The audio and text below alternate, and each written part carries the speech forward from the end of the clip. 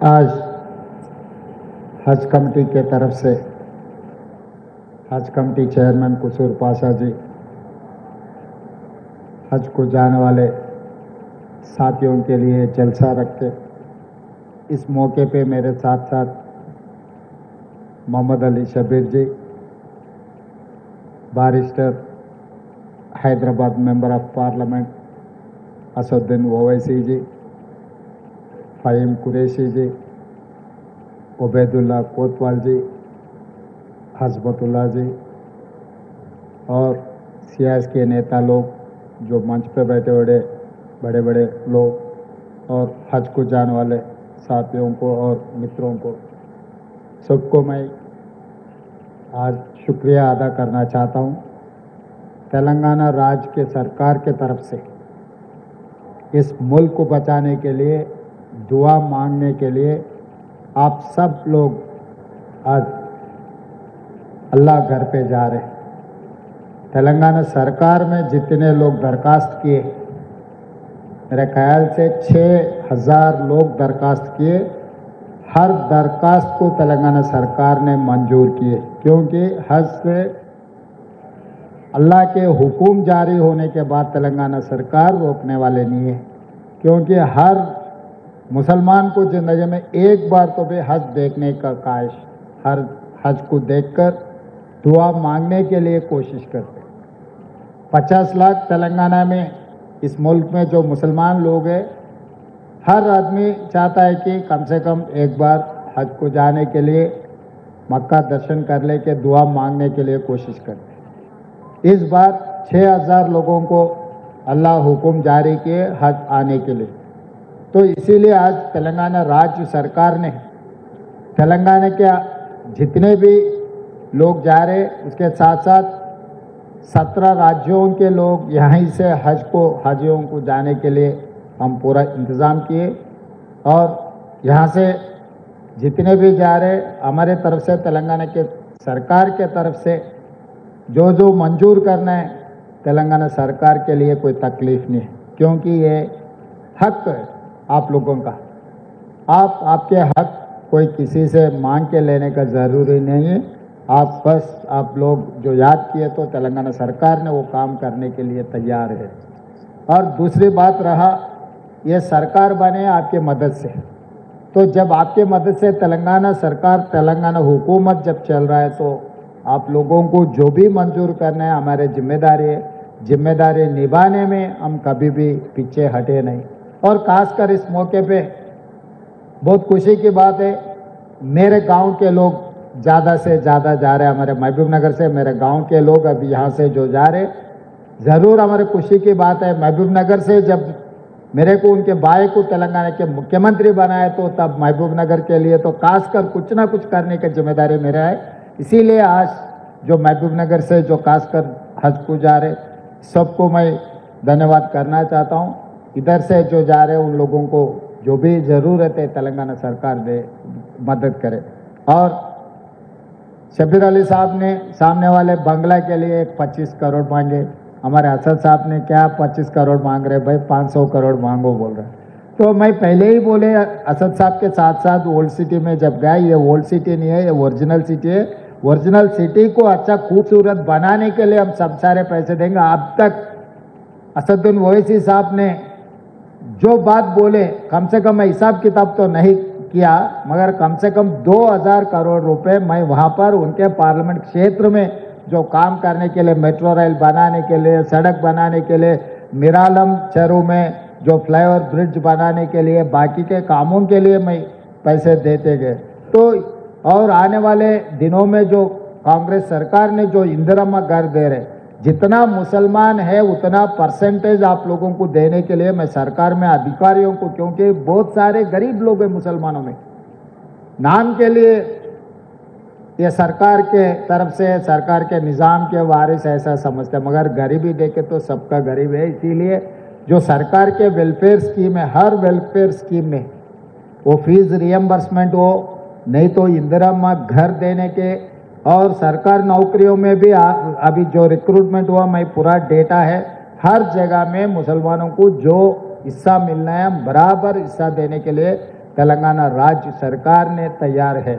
और दूसरी बात रहा, हम लोग आप लोग जो आज तक ये हाजियों के लिए रूबत कहीं पर नहीं है, खाली निज़ाम सरकार ने मक्का में बनाया, आज तक अभी तो कभी यहाँ पर कोई भी नहीं बनाया। इसीलिए इस मौके पे मैं एक बात देना चाहता हूँ, मामिडपल्ली में हाजियों के लिए रूबत बनाने के लिए सरकार तय कर दी है। एयरपोर्ट के बगल में 5 किलोमीटर के बगल में आप लोगों को जाने के लिए, आप रहने के लिए हम रूबत बनाएंगे। अगले साल वहीं से आप लोगों को जाने के लिए हम जो इंतज़ाम करना है वहीं से करेंगे। इस मौके पे मैं एक बात साफ कहना चाहता हूँ, एक वादा कहना चाहता हूँ आप लोगों से, रूबत बनाएंगे। तेलंगाना सरकार ने मामिडपल्ली में 20-25 करोड़ जितना भी होगा रूबत, अच्छा शानदार रूबत जो हम बना देंगे। और ये बिल्डिंग के लिए मैं हमारे ऑफिसरों को भी यहीं से मैं आदेश देता हूँ, पूरा एस्टिमेट कर दो, ये बिल्डिंग पूरी करने के लिए कितने पैसों का जरूरी है, ये क्या करना है, आगे बिल्डिंग भी पूरी करने के बाद वो बिल्डिंग भी कैसे हम लोग इस्तेमाल करना, अगर प्राइवेट में देना है और माइनॉरिटी वेलफेयर के लिए हम लोग ये बिल्डिंग को इस्तेमाल करना है, तो मैं ऑफिसरों को मैं आदेश देता हूँ यहाँ से आप लोग पूरा बिल्डिंग का एस्टिमेट बना दो। वो बिल्डिंग पूरे करने के बाद भी हम कैसे इस्तेमाल करना उसका भी एक अंदाज़ा करो। पैसे देने के लिए हम पीछे नहीं हटेंगे। और आगे भी जो माइनॉरिटी कॉरपोरेशन से जितने भी हम लोग आज राजू युवा विकास, जो गरीब लोगों के लिए जो एजुकेटेड अनएम्प्लॉयड यूथ सबसे ज़्यादा माइनॉरिटियों में है, तो 6,000 करोड़ रुपए हम लोग 5 लाख नौजवानों को हम लोग self help group, self employment के लिए हम पैसे दे रहे हैं। तो इसीलिए मेरा एक ही गुजारिश है, जो मुसलमान नौजवान जो बेरोजगार है, आप दरखास्त रखो। तब 500 नहीं है, 1000 करोड़ भी आपको मिल सकता है, क्योंकि ये रोटी देने से रोटी कमाने के लिए आपको सिखाना चाहता है हमारे सरकार ने।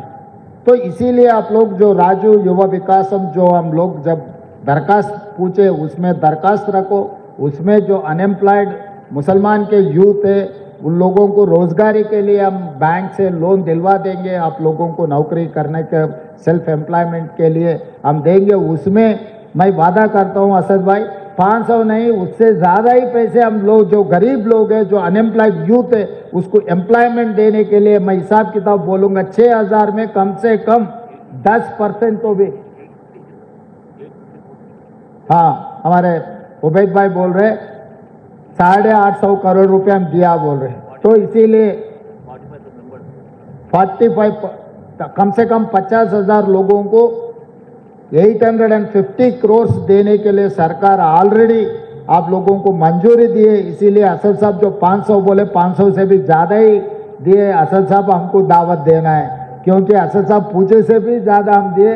असद साहब दावत तो बाकी है।